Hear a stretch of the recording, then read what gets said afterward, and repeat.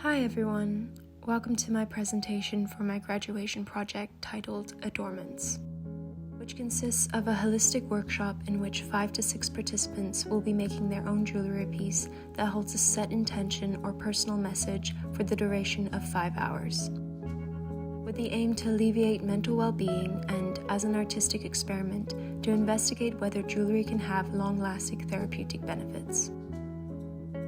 From the beginning of human civilization and within countless cultures, we have been using jewelry as talismans or amulets that carry immense symbolism and meaning, used in all kinds of rituals having significant spiritual value, psychological power, and healing properties.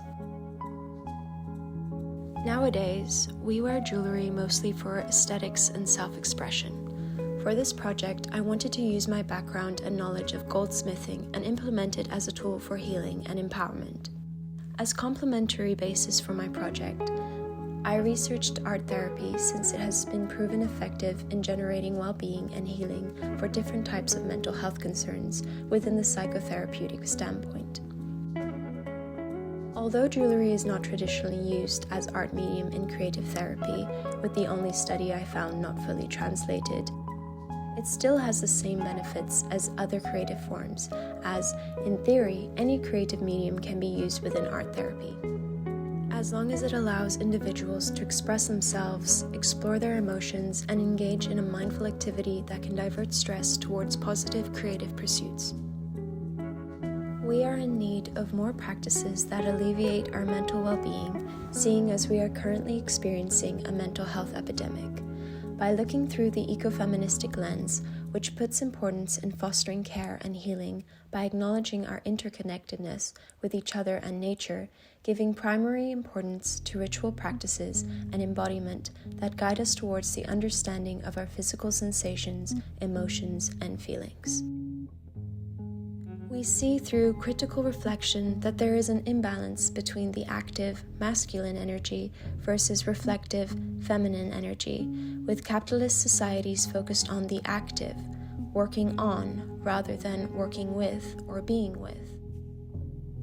Focusing on the integration of feminine/restorative perspectives through practices focused on nurturing, healing, and regeneration, which can include the creative arts when used as a reflective, contemplative, and regenerative means, creating a space for things to emerge. By looking through this lens, I bridge art therapy, rituals, healing practices, and jewelry. Noticing how, under the oftentimes exploitative structures of capitalism, we tend to only place importance on healing once there is a sickness or imbalance. And instead of fixing the root of the problem, we focus on alleviating the symptoms. Mental health is also heavily stigmatized, and so for my project I take a preventative approach, which is practiced in many indigenous traditions, in South America, traditional Chinese medicine, Eastern philosophies, and practices at large, hoping to normalize care and attention to our mental well-being and to alleviate current and future mental health concerns, with the objective to help people create their own talismans that integrate aspects of rituals, how jewelry was historically used, and art therapy, serving as adornments that carry psychological meaning that aid in directing and focusing our mind and our emotions. Throughout this project's process, I find participants who, for the purpose of this specific workshop due to the time constraints, have a creative background, are seeking a hands-on creative outlet for expression and alleviation of mental stress within a holistic and therapeutic setting. As an essential part of the workshop, it kicks off with a ritual of intention setting, in which I ask participants 2 weeks prior to the workshop to start contemplating and writing down the purpose or message they want their piece to have, and to select a piece of jewelry or object made out of silver or gold to repurpose, creating a space in which the participant can become introspective, realizing what personally resonates and holds importance. I also ask them to create a mood board so that they can already come up with inspirations and ideas for their piece, content dictating form. Throughout the workshop, participants come together for an intention setting session within nature where, under my guidance, they collectively support each other in expressing their set intentions for their pieces. and how they will incorporate them into their daily lives through embodiment, conversation, and writing.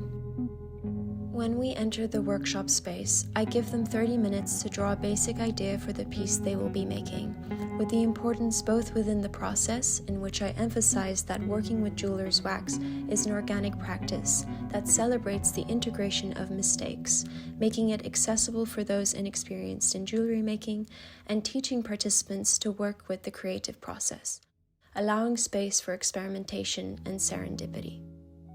And the outcome, where with my experience in jewelry design, I assist participants by understanding their vision through their mood boards, drawing designs, and set intention, ensuring that they end up with pieces they find aesthetically pleasing and will therefore wear frequently. Art therapy practices have demonstrated that the therapeutic benefits lie within the creative process, the outcome not having much value. However, my project's intention extends beyond solely reaping the benefits during the process. I aim to investigate whether participants, by wearing their pieces, can lead to long-term positive effects on their mental well-being. While acknowledging that sustained engagement depends on the individual both in the context of jewelry design and healing, I plan to facilitate continued involvement through intention setting, reflective practices on significant days, and having them answer a follow-up questionnaire, ascertaining whether this experiment is a success. There are some points of attention that I will be keeping in mind. For example, whether jewelry's value lies only within its aesthetics.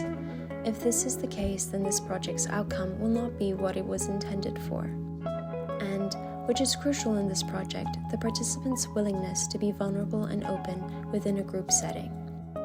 To address this point, I will be relying on the guidance of my outside mentor, Annika Kapner, who has experience in facilitating group dynamics within artistic environments. She will be teaching me effective exercises to help participants feel at ease with one another, fostering a safe space for the sharing of personal stories and artistic expression. I'm very excited to continue working on this project and plan on in the future further developing this practice, and when proven to have lasting positive effects, to be used within holistic retreats. Thank you for listening.